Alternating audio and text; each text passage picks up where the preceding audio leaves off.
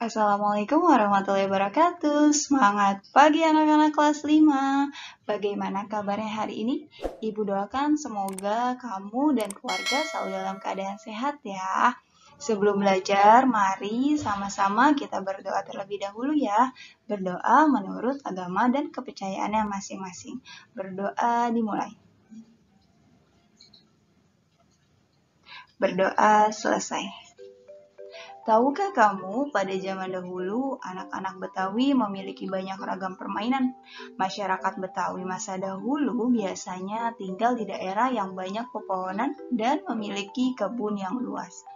Sehingga sebagian besar permainan tradisional Betawi dilakukan di alam terbuka. Alat-alat yang dipakai dalam permainan tradisional Betawi adalah alat-alat yang gampang ditemui di lingkungan sekitar mereka. Bambu dan batang pohon pinang merupakan salah satu alat yang dimanfaatkan untuk permainan seperti tokadal, panjat pinang, serta meriam sundut. Nah, mari kita mengenal salah satu permainan Betawi yaitu permainan tokadal lobang.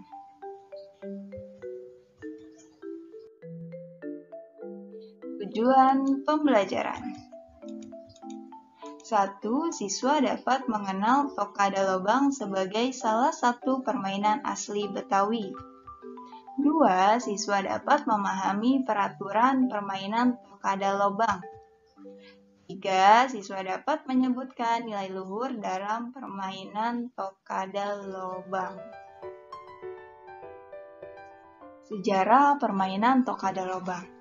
Permainan tokada lobang juga disebut kalawadi.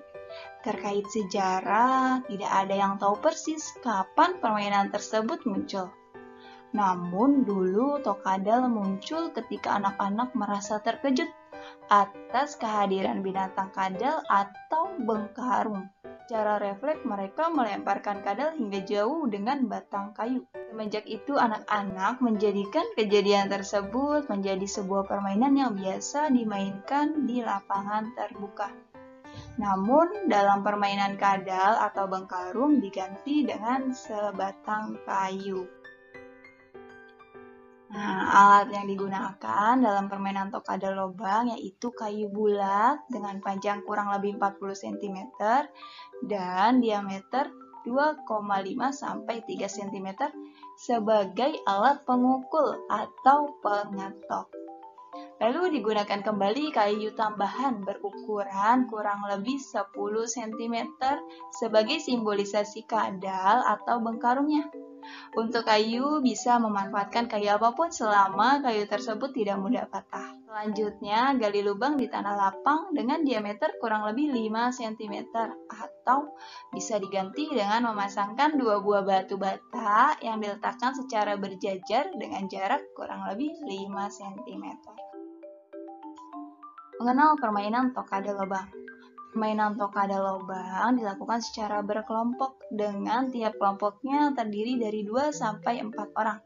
Setelah kedua kelompok yang disebut komandan melakukan undian dengan suten atau suit, maka kelompok yang menang suten boleh melakukan pukulan terlebih dahulu dan kelompok yang kalah suten harus menjaga. Cara melakukan pukulan adalah dengan mencongkel tongkat anak dari lubang setinggi dan sejauh-jauhnya. Kalau tertangkap atau bal oleh kelompok yang jaga, maka pemain dianggap mati dan dilanjutkan pemain kedua. Jika tidak tertangkap, tongkat anak dilempar ke pemukul atau nyambit. Kalau kena, maka permainan tersebut akan mati dan giliran jaga berganti. Jika tidak kena, maka permainan dapat dilanjutkan. Permainan tokada lobang pada dasarnya melatih keterampilan menangkap tongkat anak dan ketepatan melempar tongkat anak ke arah lubang untuk menjatuhkan tongkat pengetok.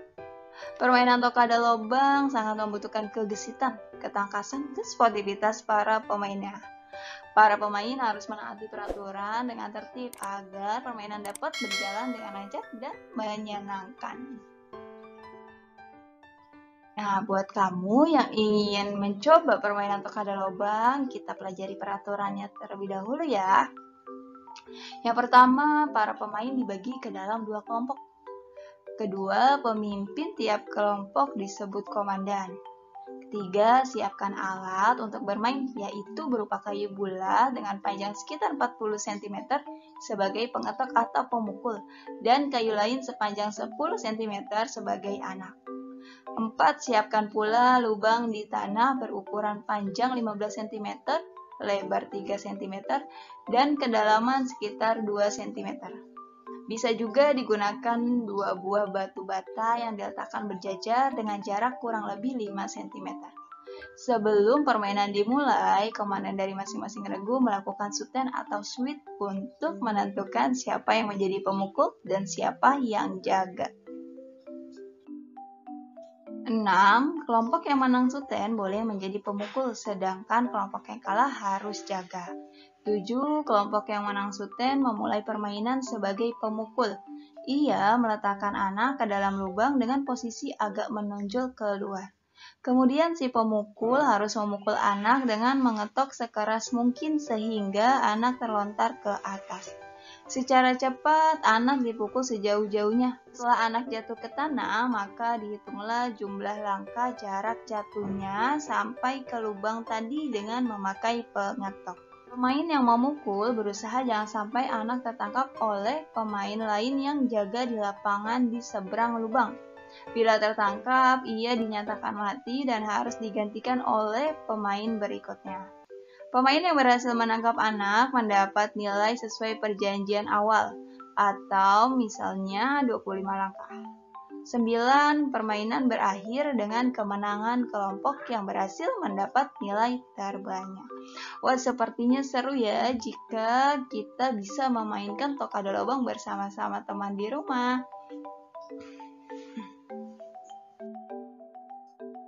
Nilai luhur permainan Tokado Lobang. 1. Cinta budaya lokal. Merupakan warisan tradisi budaya Betawi sehingga patut dilestarikan agar tidak punah. 2. Mendekatkan anak-anak pada alam. 3. Sportivitas. Menumbuhkan sikap bisa menerima setiap kekalahan maupun kemenangan dengan berbesar hati. 4. Melatih kemampuan fisik. 5. Bersosialisasi lewat permainan. 6. Kerjasama dan kekompakan. Wah, begitu banyak ya nilai-nilai permainan dari Tokado Lobang. Jadi, kita bukan hanya bisa memainkannya dengan bahagia bersama teman, tapi kita juga telah melestarikan budaya Betawi.